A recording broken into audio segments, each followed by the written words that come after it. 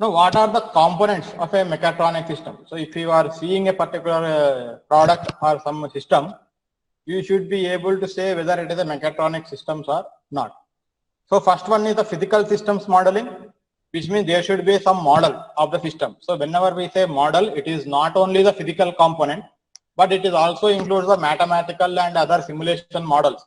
So, using which you will be able to understand how exactly the system is going to behave. For example, you are having the automobile.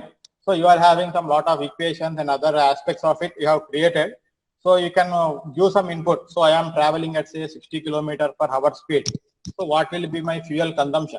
So, the software and other things is going to calculate it, and you are going to get some value. So, such physical system models are helpful in the designing process also. It is also helpful to create all the subsystems associated with the required design, what you are trying to accomplish. So, once you are having the physical system model, then all the other things are existing to ensure that these physical systems are actually operating in the required fashion. So, the next component of a mechatronic systems are sensors and actuators. So, sensors are the devices which are used to measure some kind of output. They are going to measure some temperature, they are going to measure acceleration, they are going to use, they are used to measure the speed, they are going to measure the fuel rate, fuel consumption rate, or they may be measuring, or they may be detecting any object is present very close to the automobile.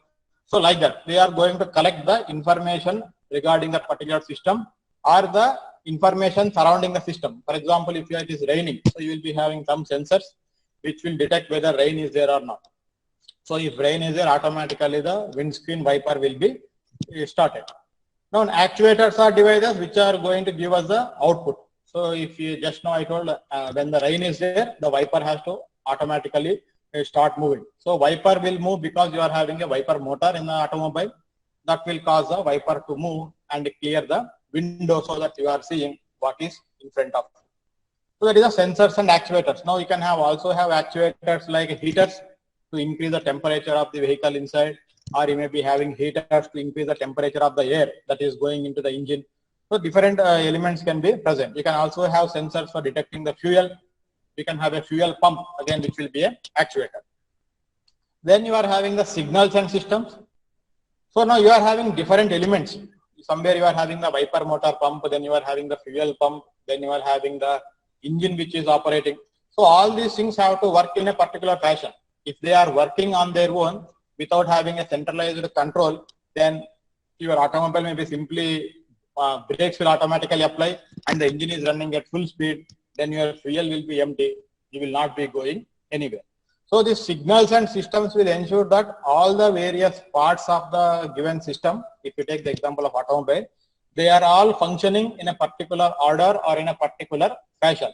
So, if you want to go in a particular straight fashion, then everything should be ready and should work in a proper fashion. The engine should be operating properly, the doors have to be properly closed. So, like that, all the other elements which are present, they should be working in a proper fashion, and that will be controlled by the signals and systems part.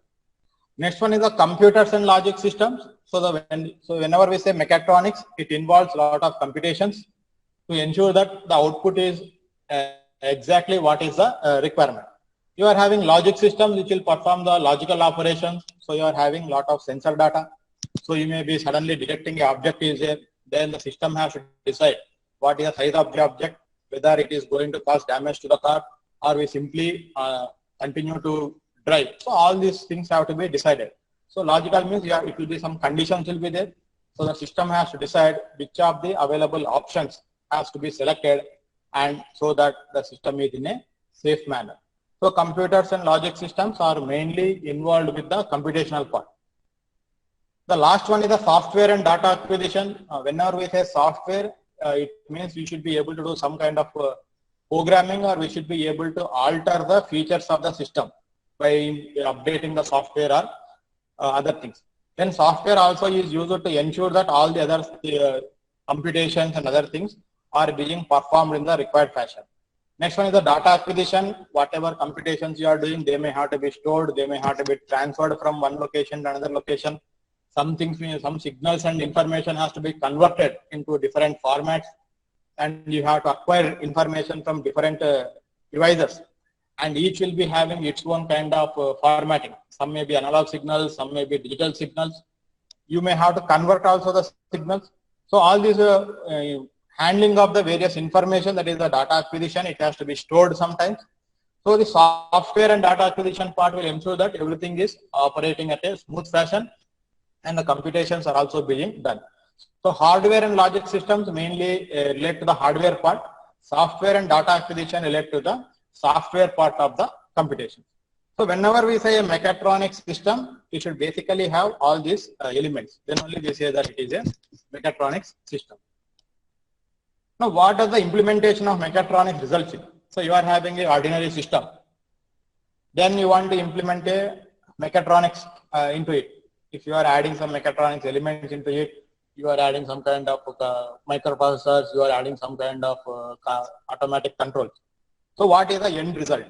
End result is you are going to get advanced control, which means if you are taking again the example of automobile, so what is the meaning of this advanced control? So you can decide to get very good acceleration, or you can decide to get very good efficiency at different speeds. Maybe at lower speeds you want very good acceleration, at higher speeds or at some particular speed range you want to get the maximum possible fuel efficiency, and you can get very good comfort of the ride. It is also possible to control the stiffness of the suspensions, thereby you can get a very smooth ride.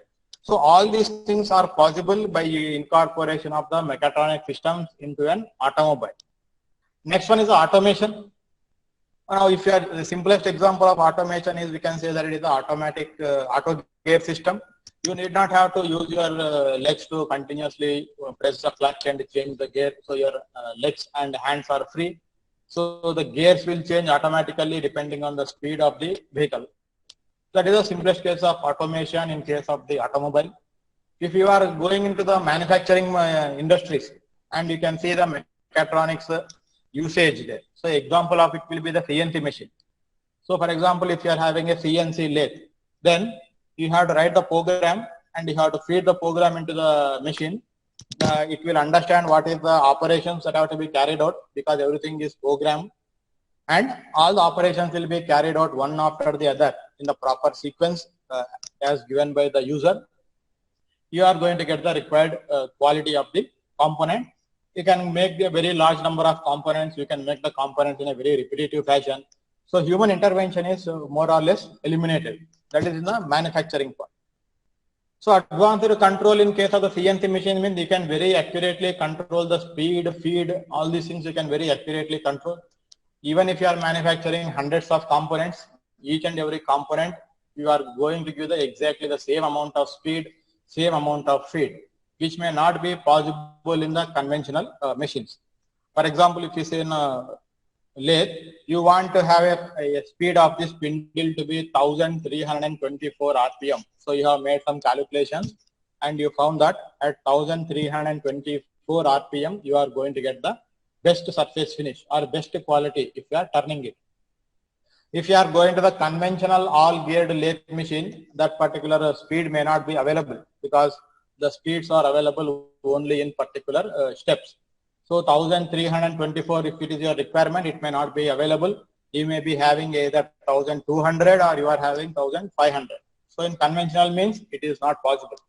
But if you are taking the case of CNC machine, if you are specifying 1324 should be the RPM, 1324 will be the RPM when the machining is being carried out.